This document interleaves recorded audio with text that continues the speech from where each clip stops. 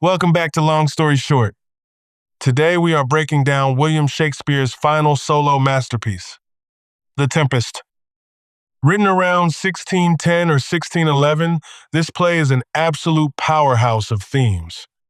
We are talking about magic, the corruption of political power, the brutality of colonization, and the difficult journey toward forgiveness. It is widely considered Shakespeare's grand farewell to the theater. Many scholars view the main character as a direct stand-in for the playwright himself.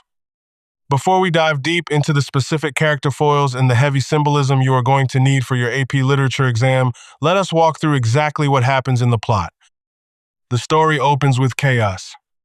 A massive and terrifying storm is destroying a ship at sea. A tempest. The passengers on this ship are not ordinary sailors. They are royalty. We have Alonso, the King of Naples. We have his son, Ferdinand. We have Antonio, the current Duke of Milan. And we have an honest old counselor named Gonzalo. The ship cracks apart and everyone is cast into the raging ocean. But the scene immediately shifts to a nearby island and we learn a massive secret. The storm was a total illusion. It was not a natural weather event at all. It was magically conjured by a man named Prospero. Prospero lives on this isolated island with his teenage daughter Miranda. And Prospero has a very dark and complicated history with the men who were on that sinking ship. 12 years ago, Prospero was the actual Duke of Milan. He was obsessed with studying magic and reading ancient books. Because he was always reading, he neglected his political duties. His own brother Antonio took advantage of this distraction. Antonio formed a corrupt alliance with King Alonso of Naples. Together, they usurped Prospero. They dragged him and his infant daughter Miranda out to sea in a rotting boat and left them to die. The only reason Prospero and Miranda survived was because the kind counselor Gonzalo secretly packed their boat with food, water, and most importantly, Prospero's magical books. They washed up on this mysterious island. Over the next 12 years, Prospero mastered his sorcery. He also took total control of the island. He enslaved two key figures who are crucial to the plot. First is Ariel. Ariel is a powerful spirit of the air who was previously trapped in a pine tree by an evil witch named Sycorax. Prospero freed Ariel but forced the spirit to serve him. Second is Caliban. Caliban is the deformed and angry son of that dead witch Sycorax. Caliban believes the island rightfully belongs to him.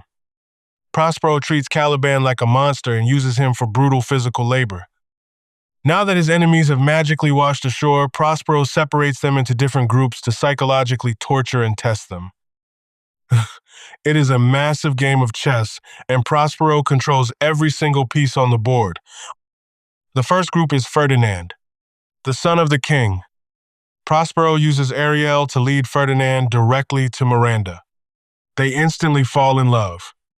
But Prospero does not want it to be too easy. He pretends to hate Ferdinand and enslaves him. He makes Ferdinand carry heavy logs to test his devotion to Miranda. The second group includes King Alonso, Antonio, and Gonzalo. They are wandering the island in despair because Alonso believes his son Ferdinand drowned in the shipwreck. Antonio and another lord named Sebastian are incredibly wicked. While the king is sleeping, Antonio tries to convince Sebastian to murder Alonso and steal the crown. Ariel intervenes with magic just in time to wake everyone up and stop the assassination. It proves that Antonio has not changed at all in 12 years. He is still a greedy and murderous traitor. The third group provides the comic relief. A drunken butler named Stefano and a foolish jester named Trinculo discover Caliban hiding under a cloak.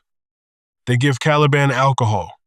Caliban has never tasted liquor before and immediately thinks Stefano is a god. Caliban convinces these two drunk idiots to help him murder Prospero and take over the island. They stumble through the jungle, but Ariel distracts them with invisible music and leads them into a filthy swamp. Eventually, Prospero brings all of his plans to a climax. He uses Ariel to manifest a terrifying illusion of a harpy. The harpy screams at Alonso and Antonio and accuses them of their terrible crimes against Prospero.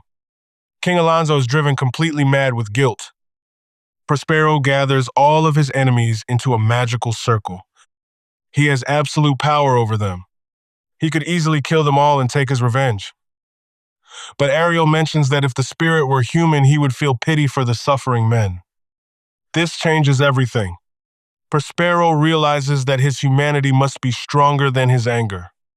He chooses reason over fury. Prospero forgives his brother Antonio. He forgives King Alonso. He reveals that Ferdinand is actually alive and happily playing chess with Miranda.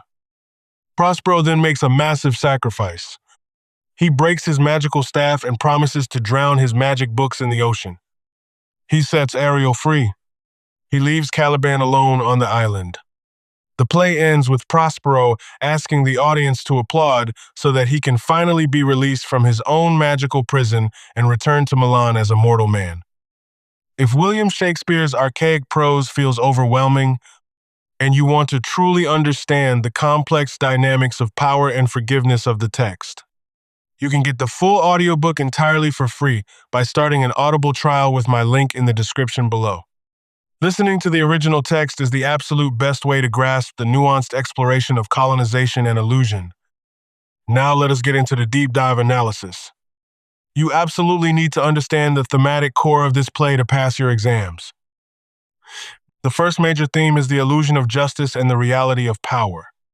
Prospero presents himself as a victim of a terrible crime. And he is a victim. But we must look closely at how he behaves once he gets power. He arrives on an island that is already inhabited by Caliban. Prospero claims the land for himself. He enslaves the native population. This makes Prospero both a victim of usurpation and a brutal colonizer himself. Shakespeare is asking a very difficult question. Does suffering give you the right to make others suffer? Prospero uses his magic not just for survival, but for total domination.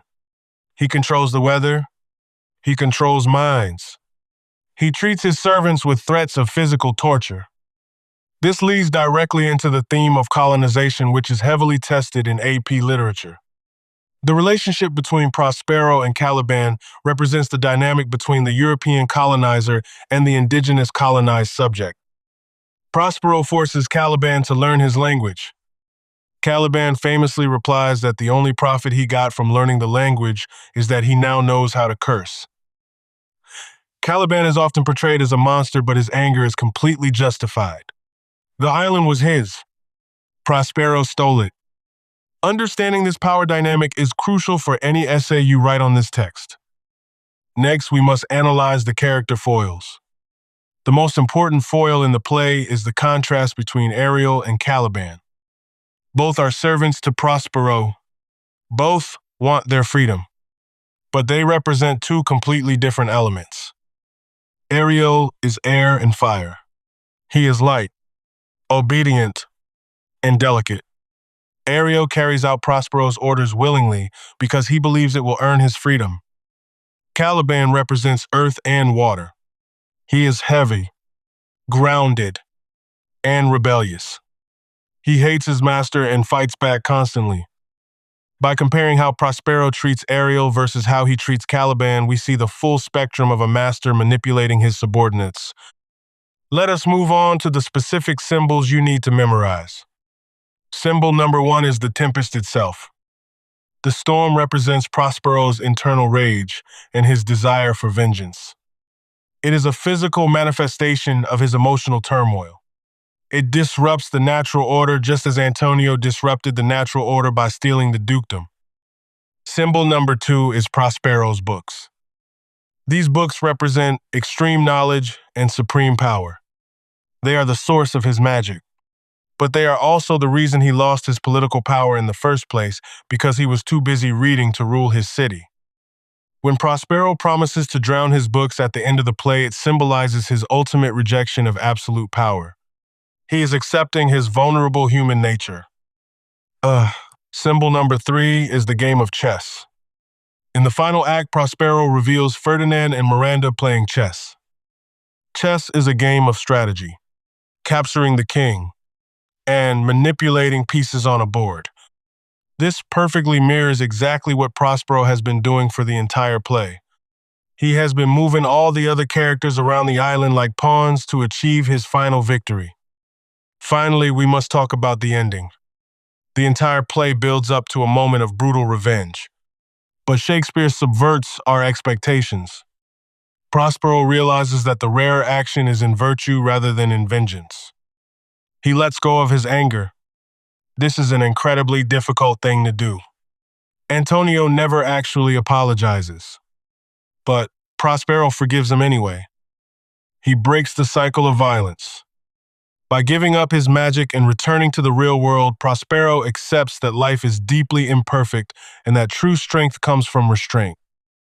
If you have a paper or a test coming up, watching a summary gets you the plot, but reading William Shakespeare's actual prose is where you master the material. You can get the audiobook completely for free with an Audible trial using the link in the description below. That is the long story short. Please like and subscribe for more literature breakdowns. See you in the next one.